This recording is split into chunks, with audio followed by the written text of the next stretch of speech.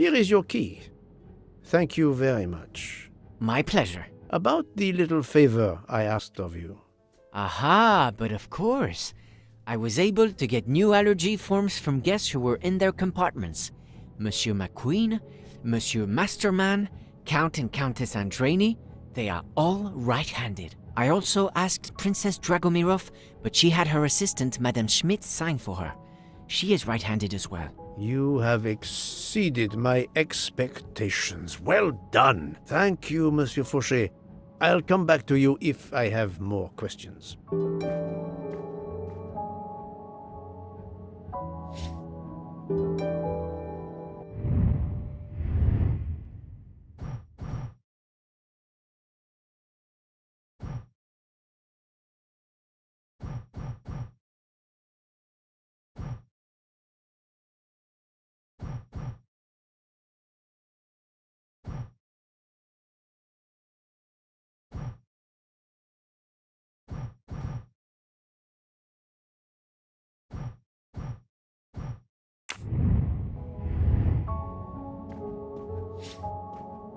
So, Poirot, I hope you are progressing in your investigation. I have not finished yet, but it is progressing, yes.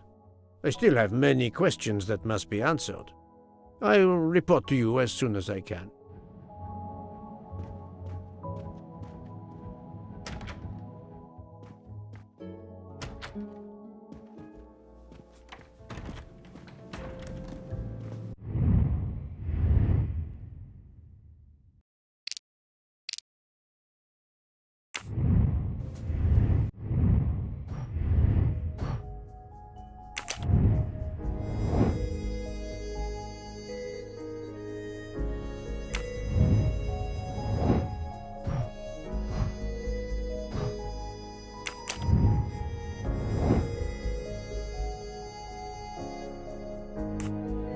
Good job.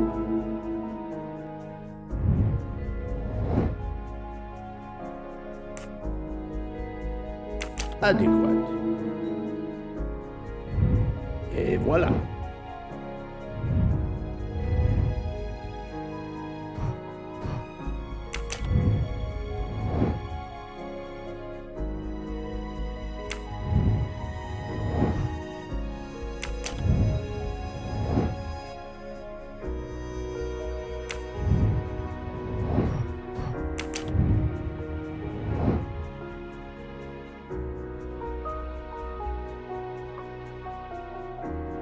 Are you a smoker? No, definitely not.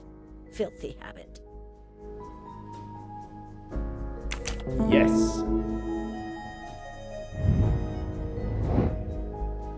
Are you a smoker? Indeed. Do you smoke e-cigarettes? No. Tobacco only. Well done. Are you a smoker? Yes, sir. I have a cigarette now and then to relax. Good job.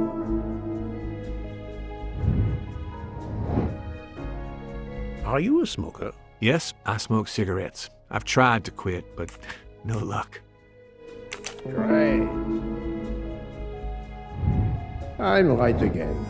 That happens to me a lot.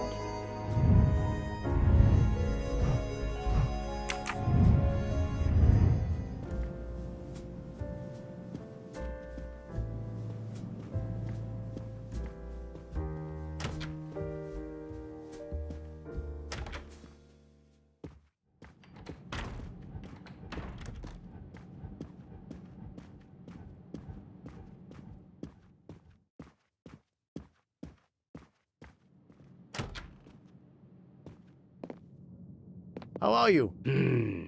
It's better. Thank you. Then may I ask you some questions? It will not take long. Quickly, please. I have hungry passengers to feed. Très bien. Can you tell me your movements last night? Oh, nothing special. When I went off duty, I joined John and Freya in a compartment. I read for a short while, then went to bed early. Reading? I'm not sure you have recovered enough to tell me the truth. Don't waste what little energy you have recovered to lie, Monsieur Mori. Yes, sorry, Mr. Poirot. You're right. It obviously wasn't reading that made my head hard like that. But if you told Monsieur Book, it could mean my job. I will keep your secret, but I am investigating a murder. You must tell me the truth. Thank you. Please, write your address on this paper. My address? I don't see why. I think I hear Monsieur Book approaching. My address? Yes, of course. Another right-handed person. Not surprising, most people are. You are a heavy smoker. My job. It is very stressful. Would you happen to know who vapes on the train? A banana flavor? Oh, yes. The smell disgusts me. What is wrong with the good tobacco? I do not have time to answer that. Who is it? I've only seen one person who vapes. It's Captain Arbuthnot. Captain Arbuthnot. I see. Your testimony was invaluable to me. Thank you. Take care, Monsieur Mori. My palate depends on your good health.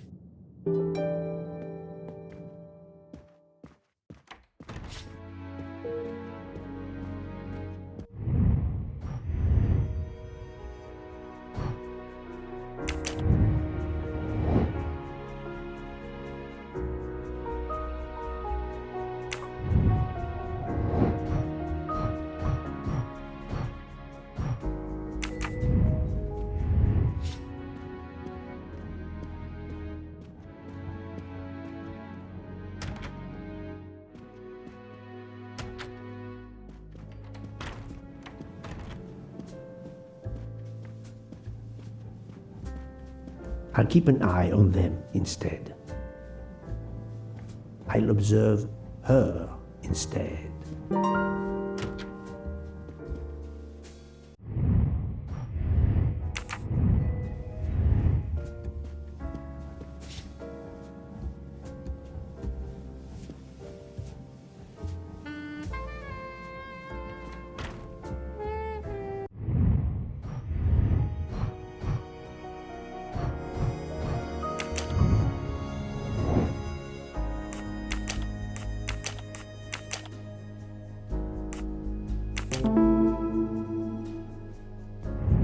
Et voilà.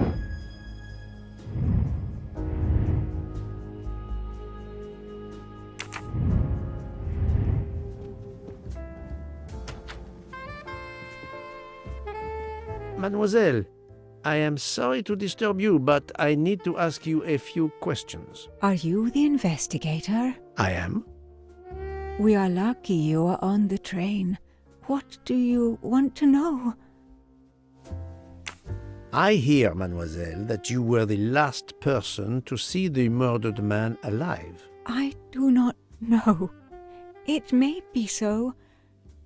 I opened the door of his compartment by mistake. I was much ashamed.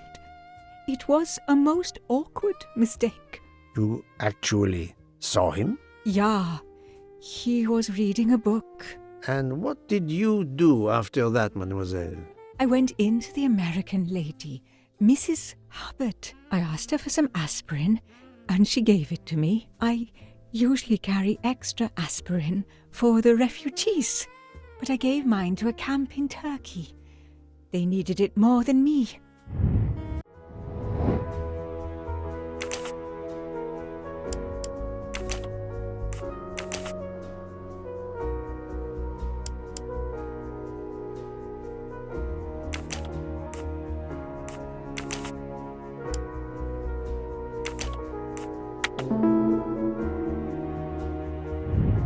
That was easy. Did Mrs. Hubbard ask you whether the communicating door between her compartment and that of Monsieur Ratchet was bolted? Yes, And was it? yes. And after that, what did you do? After that, I went back to my compartment, took the aspirin, and lay down. That was around 10:50 p.m. Is there anyone else in your compartment? Yeah, a young English lady. Very nice, very amiable. After the train left Vinkovsky, did she leave the compartment? No, I am sure she did not. Why are you so sure if you were asleep? I sleep very lightly. I am used to waking at a sound. I am sure that if she had come down from the berth above, I should have awakened. Did you yourself leave the compartment after that? Not until this morning. Do you have a scarlet silk kimono, mademoiselle? No, indeed. I have a good comfortable dressing gown of Jaeger material. Do you smoke, mademoiselle? No, I can't stand the smell of tobacco. Perhaps you will be so amiable as to write me down your address. With pleasure. Mademoiselle Olsen is indeed right-handed. This was a very interesting conversation, mademoiselle. I thank you. If you have any other questions, I'll be in my compartment. Good luck, Mr. Poirot.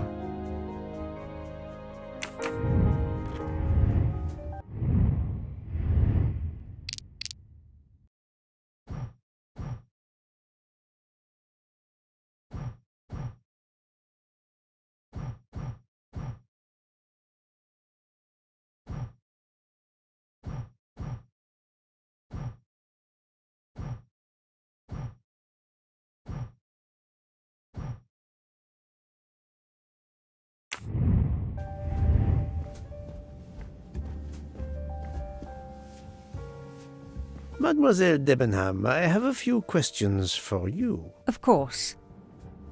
Let's start with your movements last night. There's little to tell. I went to bed and slept. Did you know the man who was killed? I saw him for the first time during lunch yesterday. Did you notice anything about him? Well, if I believed in auras, I might say he seemed dark. Would you mind writing your address on this paper for me? Not at all. That's it. Mademoiselle Debenham is right-handed. Do you recall what time Mademoiselle Olsen went to get some aspirin from Madame Hubbard? I remember glancing at the clock. She left our room just after 10:30 p.m. Was she away for a long time? About 5 minutes. That confirms what Madame Hubbard told me. Do you smoke by any chance? No, I never have. Do you own a scarlet nightgown? No, it isn't mine. Whose then? I don't know. What do you mean? You do not say, I have no such thing. You say, it isn't mine, meaning that you know who it belongs to. Am I correct? Oh, I see. No. I woke up this morning about 5 a.m. with the feeling that the train had been standing still for a long time. I opened the door, and I saw someone in a scarlet kimono some way down the corridor. Her back was turned. It was impossible to see who it was. I understand. Thank you for your assistance, mademoiselle.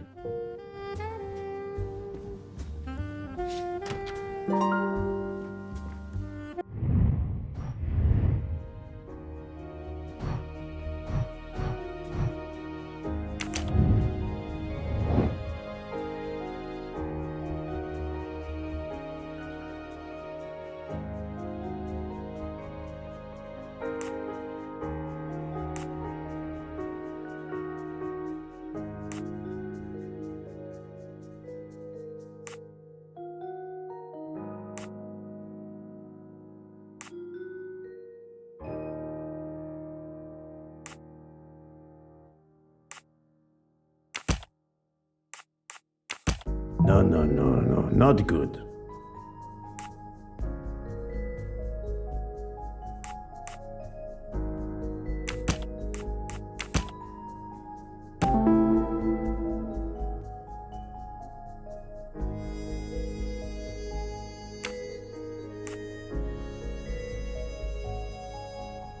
Strange, this story.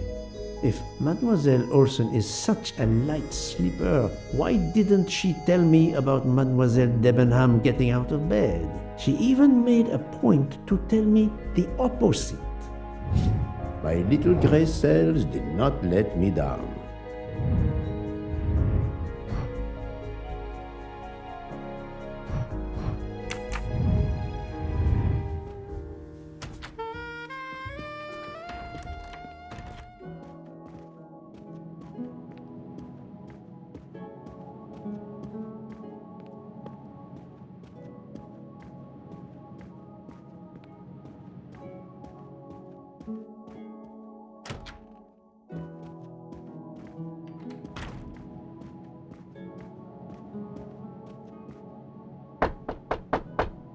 Captain Arbuthnot, I know that you are the only person on this train to smoke e-cigarettes. We found a vial of e-liquid at the crime scene. Will you talk to me about this, or should I pass on what I've learned to the police? All right. Come in if you must.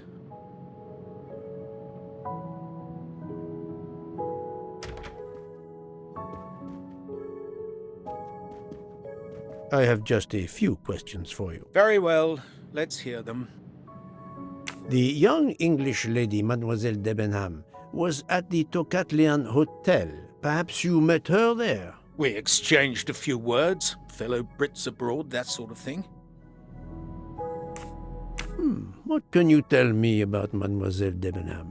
Nothing whatsoever. We barely spoke. The director of the Orient Express, Monsieur Bouc, thinks the assassin is a woman. And that is enough to accuse her? She had nothing to do with this murder. How can you be so certain? The idea is absurd. Ratchet was a perfect stranger to her. She'd never seen him before. Ah, did she tell you so? Well, yes, maybe she did. She may have commented once upon his somewhat unpleasant appearance. If a woman is concerned, as you seem to think, to my mind, without any evidence, I can assure you that Miss Debenham could not possibly be implicated.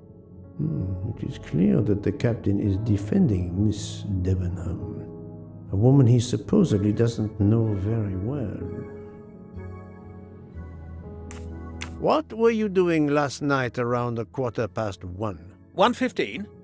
I believe I was still talking to that young American fellow, Mr. McQueen, the secretary of the man who was killed. We were in his compartment. He was a friend or acquaintance of yours? No, I never saw him before this journey. We'd hit it off at dinner, and the conversation continued into the early hours. Until what time was that? Until 1:45 or so. Then I retired to my room and went to sleep. There is nothing you can recall last night that in any way struck you as suspicious? It's nothing. A mere detail. Allow me to be the judge. Well, before returning to my room, I went to the lounge car to get a glass of water. When I was passing through the first-class corridor, I noticed that the door, which is just after your room, 201, was not quite closed, and the person who was inside peered out in a furtive sort of way. Then he closed the door quickly. I know there's nothing in that, but it was the furtive way it was done that caught my attention. Struck me as a bit odd. I understand. Thank you for letting me know. Could you write down your address here, please? My address? If you insist. This man is right-handed.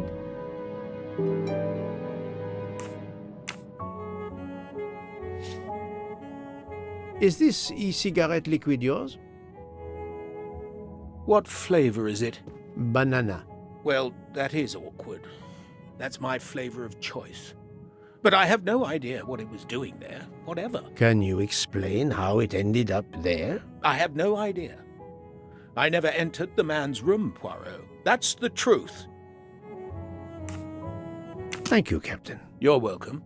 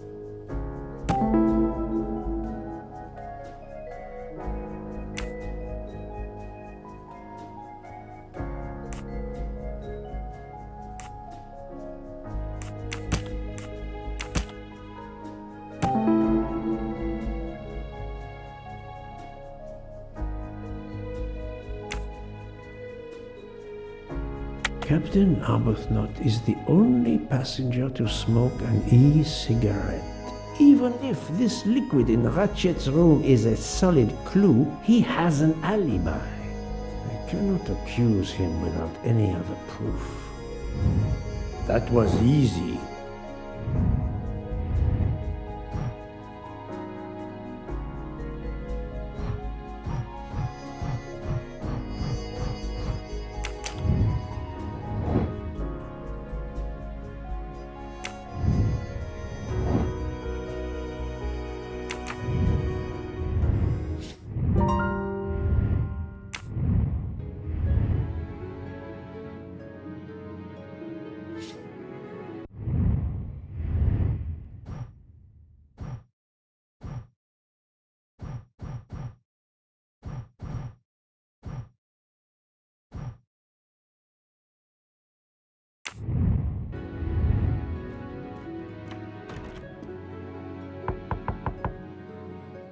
Pardon this intrusion, Mademoiselle Olsen, but something you told me earlier confuses me. Oh, please, come in.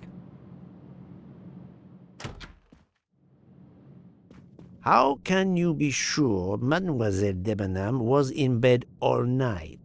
As I told you, I am a very light sleeper. The slightest noise wakes me up.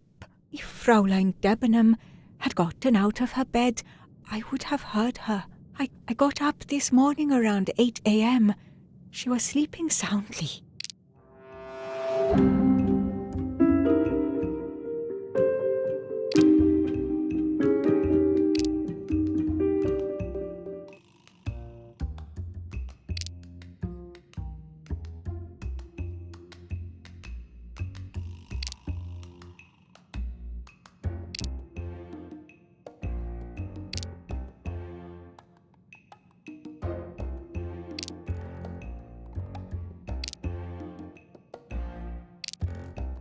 She is lying, but why?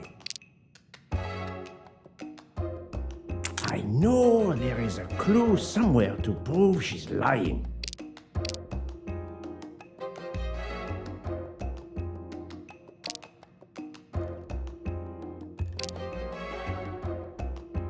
Are you certain you would have heard her? Yes.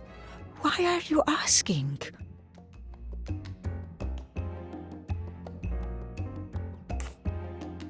The train stopped around 12:30 a.m. You told me earlier that you went to bed at 10:50 p.m. So, you were sleeping before the train stopped. Didn't that wake you up? No, the train must have come to a slow stop. Did that wake you up? No, I also remained asleep. Mademoiselle Olsen tries to trip up Hercule Poirot.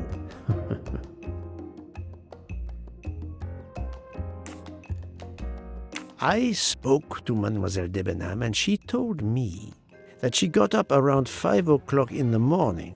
She opened the door and looked down the corridor. It was then that she saw a woman in a red kimono. How do you explain that? I think I must have been sleeping very soundly not to have heard it. Oh, but does that make me a suspect? I am not accusing anyone, mademoiselle. Do not worry. I am just trying to determine what happened last night. Thank you for your testimony.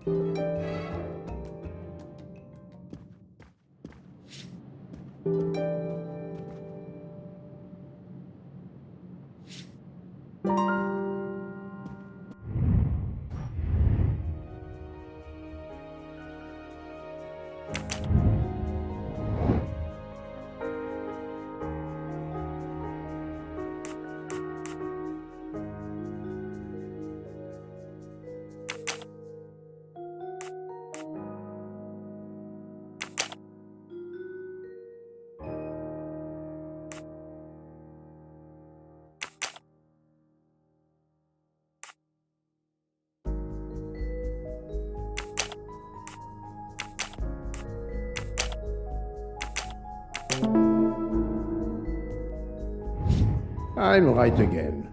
That happens to me a lot.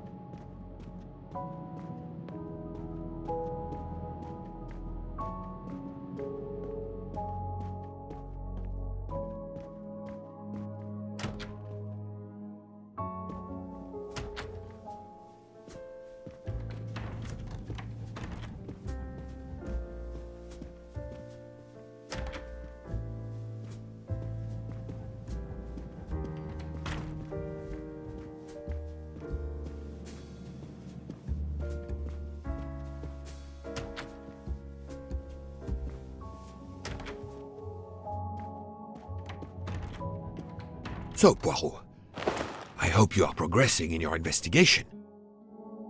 There is no trace of the murder weapon on the train, as yet. The killer could have hidden it anywhere. It must be somewhere. Indeed, as you say, it must be somewhere.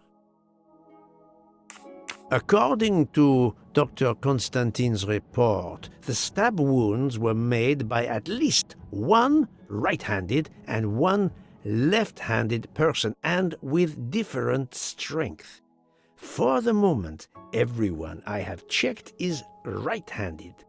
It is impossible to draw any conclusions as yet. However, I still have a few people to interrogate, notably the Russian princess. You still have many avenues to explore? Indeed, the case is far from over, mon ami.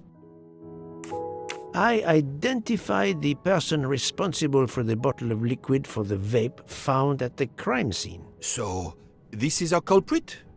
Do we hold him? No, unfortunately, this bottle belongs to Captain Arbuthnot, but he has an alibi, confirmed by Monsieur McQueen for the time of the murder. Monsieur Bouc, Monsieur Poirot. Michel, calm down. But it's Mrs. Hobart. She says she found the murder weapon in her room. She's very upset. Let's go, Poirot.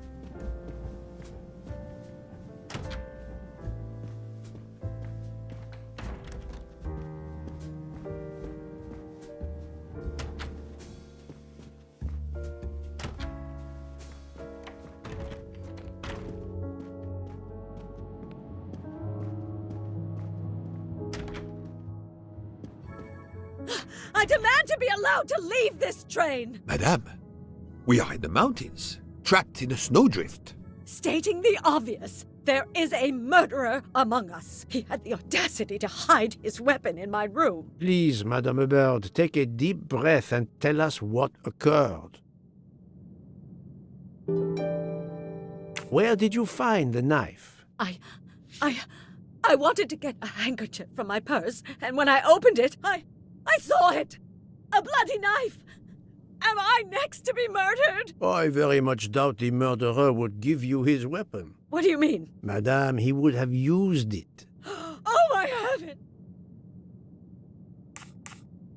Did you touch the knife? Of course not! What a question! I will take that as a no.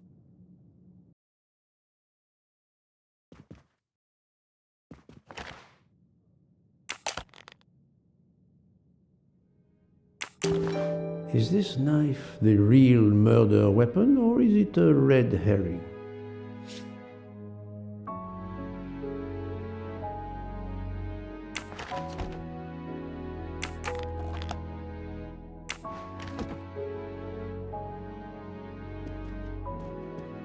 Mrs. Hubbard is distraught, Poirot. I should stay with her. Please go on without me. I have every right to be distraught. Thank you, Mr. Book.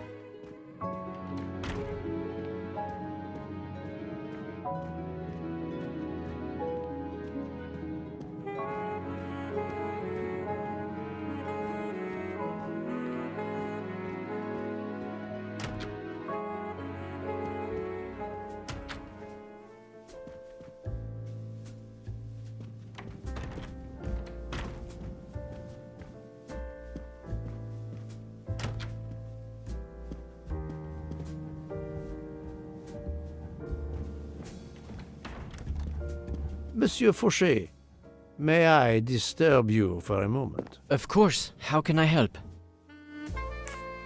So, Monsieur Fauchet, are you trying to hide things from me? I know about your little party last night. You are not a detective for nothing.